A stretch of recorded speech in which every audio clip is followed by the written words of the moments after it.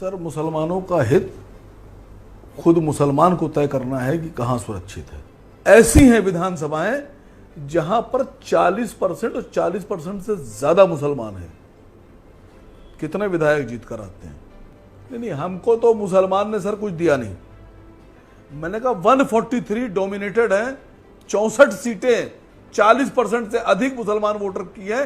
कितने विधायक जीतते हैं? अब हम क्या कहें सर, लानत है कि तो हमारे डर के सवाल नहीं पूछते हैं आपसे। मैं आपसे जानना चाहता हूं कि उत्तर प्रदेश में अल्पसंख्यक समाज, और उसमें भी मैं खुलकर कह रहा हूं, मुसलमानों का हित कहां सुरक्षित है? किस राजनीतिक दल के साथ सुरक्षित आप मानते हैं?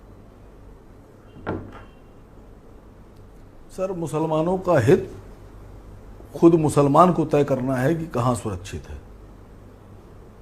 और जब तक मुसलमान खुद डिसाइड नहीं करेगा, फैसला नहीं करेगा कि हमें अपना और अपने बच्चों का हित सुरक्षित करना है, भविष्य उज्जवल करना है, तब तक कोई कुछ कर भी नहीं पाएगा। मैं आप लोग की बातें सुन रहा हूं। अब मुसलमान का आपने जिक्र किया, उत्तर प्रदेश में 403 विधानसभाओं में 143 मुस्लिम बहुल सीटें हैं, मुस्लिम डोमिनेटेड सीटें हैं। विधायक कितने हैं? 64 सीटें उत्तर प्रदेश में ऐसी हैं विधानसभाएं जहां पर 40% और 40% से ज्यादा मुसलमान हैं। कितने विधायक जीत कर आते हैं? मेरे ख्याल से 35-40 के बीच होना चाहिए। एग्जैक्ट डेटा मुझे ध्यान नहीं है। 36 सीटें उत्तर प्रदेश 35 से 40 एमएलए हैं शायद, जिनके ऊपर 35% और 40% के बीच में मुसलमान हैं। जी, कितने जीत कर आते हैं? ये सवाल पूछना पड़ेगा। और क्यों जीत कर नहीं आते, इस पर सोचना पड़ेगा। सर, ये हम लोग की जिम्मेदारी है। घर में कभी कभी होता है कि बच्चे नटखट होते हैं, अक्खड़ होते हैं, उनको नहीं पता होता है कि क्या अच्छा क्या बुरा। तो जो घर के बड़े होते हैं वो उनको बताते हैं कि ये अच्छा, ये बुरा, ये करोगे तो फायदे में रहोगे, ये नहीं करोगे तो फायदे में रहोगे, और अगर तुमने ये कर दिया तो घाटे में रहोगे। तो सर, हम लोग अपने कौम को जगाने की, अपने लोगों को पर आप ऐसा कहकर पूरी मुसलमान कौम पर सवाल नहीं उठा पूरी सकते कोशिश कर रहे हैं कि उसको वोटिंग पैटर्न या वोटिंग बिहेवियर उनका गलत है। सर, ये सवाल थोड़ी ना उठाना होता है।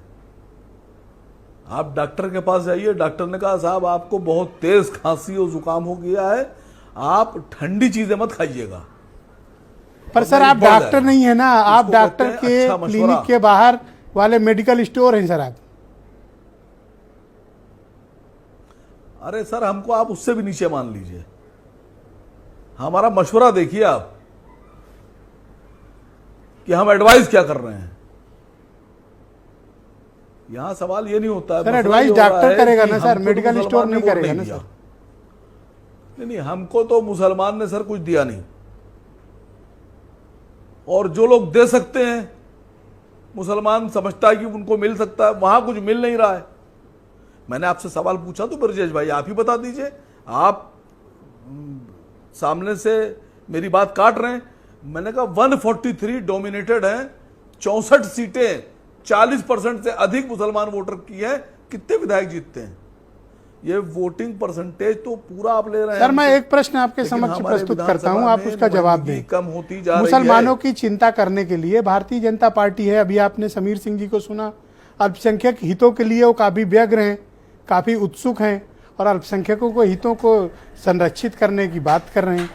दूसरा बिगेस्ट बेनिफिशियरी समाजवादी पार्टी, वो इस पे अपना पुश्तैनी हक मानते हैं। देखिए, समीर सिंह साहब बैठे हैं, सुनिए, समीर सिंह बैठे हैं टीवी पर, और लोकसभा में एक डॉक्टर हर्षवर्धन बैठे थे और एडवोकेट रविशंकर प्रसाद जी बैठे थे। ये समीर साहब जो मुसलमानों की बात कर रहे हैं, उन मुसलमानों को जाति सूचक शब्दों का इस्तेमाल किया गया, गाली बकी गई लोकसभा में, और हर्षवर्धन सिंह ऐसे हंस रहे थे, और पीछे रविशंकर प्रसाद भी ऐसे हंस रहे थे। ये सम्मान देंगे या हमारे बारे में, हितों के बारे में सोचेंगे, या हमें पूरे देश में गालियां खिलवाएंगे? पहले तो ये बीजेपी पता है भाई। मोदी जी की संसद का जो इनॉग्रेशन है वो अल्पसंख्यक समाज के साथ इस तरह की गाली गलौज और भद्दी ठीक है, आपकी ये बात बातों है से कि किया अगर जा रहा बीजेपी है में हित और उस पे सुरक्षित कार्रवाई नहीं नहीं है हो रही है, और तो यहाँ फिर तो बैठ के समाजवादी मुसलमानों की आप पार्टी बात में करेंगे। मुसलमानों और जो के हित- मुसलमान आपके साथ है, मैं तो कह रहा हूं उनके ऊपर अब हम क्या कहें सर, लानत है कि तो हमारे फिर डर के सवाल नहीं पूछते हैं आपसे। तो मुसलमानों का हित फिर या तो समाजवादी पार्टी में सुरक्षित है। घोसी में देखिए, मुसलमानों ने एकजुट होकर वोट दिया। आप लाख कोशिश डिबेट में करते रहे, आपकी सुनी नहीं। नहीं, हमारा कैंडिडेट वहां नहीं लड़ रहा था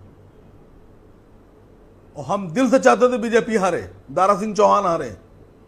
मैंने पर्सनली आपसे भी कहा था दारा सिंह चौहान को हारना चाहिए, और मुसलमानों ने 90,000 मुसलमान है उस सीट पर, और मुसलमानों ने पूरी ताकत लगाकर सीट तो जिताई आप है। क्या चाहते हैं, मुसलमान अखिलेश कहाँ जी को जाए ना, चाहिए थोड़ी था, क्लैरिटी अखिलेश तो जी दो, को- करे क्या मुसलमान फिर?